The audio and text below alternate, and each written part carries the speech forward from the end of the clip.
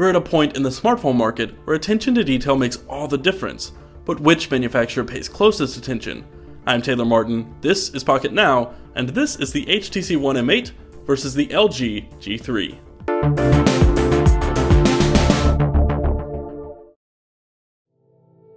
Before we get started, we'd like to thank our friends over at GSM Nation for lending us a G3 for review. If you'd like a G3 to call your own, the folks over at GSM Nation have pre-orders open right now. Pre-order at the first link in the description below. Since this is a battle of finer details, let's start with the hardware that set these two smartphones apart from the competition. The outside of the One M8 is easily one of its most distinguished features. Love it or hate it, it's an exceptionally well-built phone, and design was clearly one of HTC's priorities in making this year's One handset. Some feel the design of last year's M7 was prettier, but we'll try to leave the subjectivity at home. Plain and simple, this phone feels like it's worth the asking price, and it looks and feels like one of the most premium handsets money can buy. That's not always the case with high-end smartphones, especially when they're made mostly of plastic. In the past, LG has been known for using slick, slimy plastics even in its flagships. The G3 is not one of those handsets. Instead, it also feels great in the hand, better than any LG smartphone we can remember. Despite the plastic build, it feels solid, weighty, and premium. Most importantly, LG has managed to trim an incredible amount of bezel away. It's barely there, and it makes the 5.5-inch phone feel, as Michael Fisher said with the Moto X, like you're getting away with something. Does the M8 feel better and more premium? Absolutely, but it's also a bit more difficult to hold on to, and we're constantly worried about scratching the brushed metal. But the unique features don't end there. For instance, both the One M8 and G3 come with larger than normal speakers. The G3's loudspeaker, positioned around back, is powered by a dedicated amp and it's rated at 1 watt. Not a first in the industry, but definitely a noteworthy feature. The One M8, of course, has its dual front-facing boom sound speakers. Both are exceptionally loud, especially for phones. The G3 speaker may be a hair louder, but it's rear-firing and definitely sounds more muffled. The M8 tends to provide a more full sound, better highs, mids, and lows, which also provides a more immersive multimedia experience. At the other end of that multimedia experience is the display situation. The One M8's SLCD3 display measures 5 inches and bears a 1080p resolution.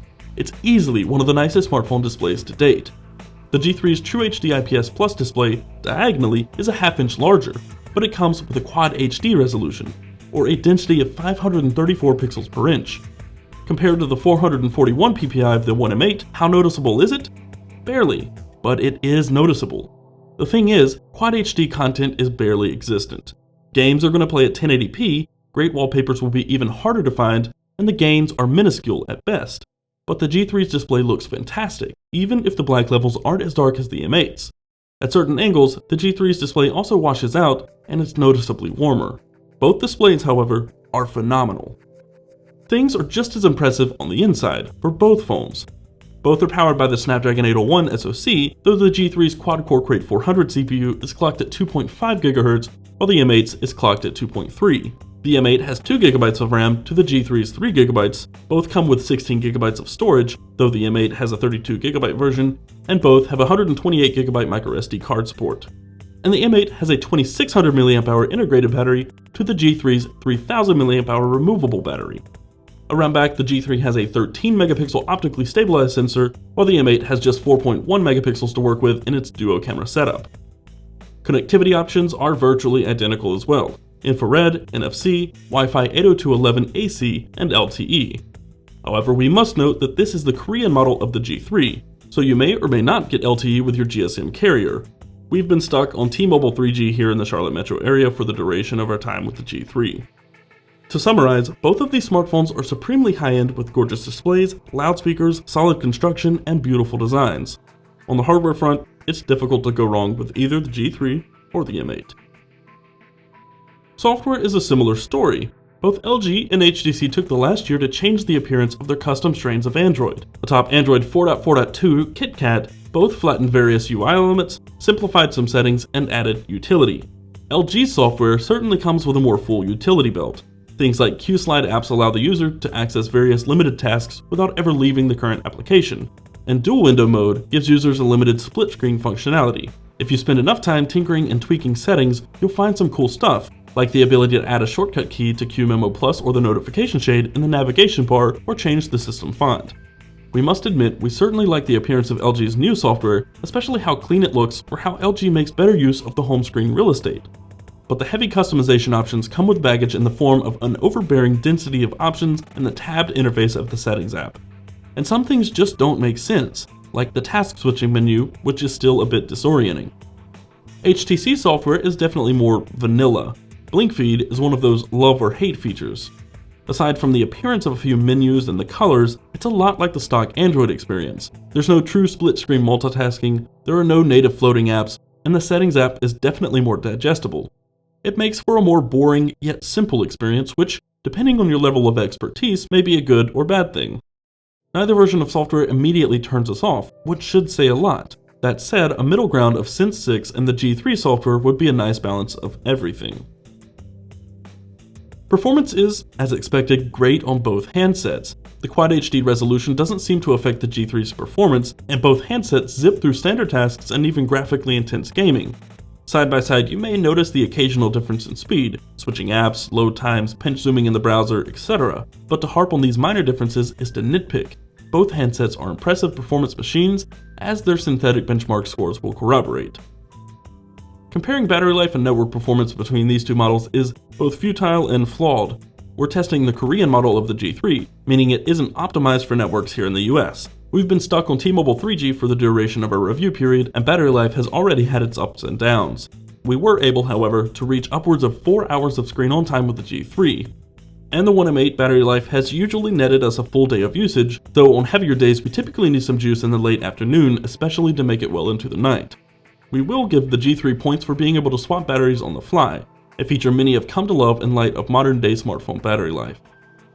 The cameras of these two smartphones are of great focus, but for rather different reasons.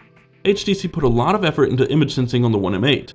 LG's G3 has optical image stabilization and laser autofocus. Surprisingly, it isn't the landslide victory we were hoping for.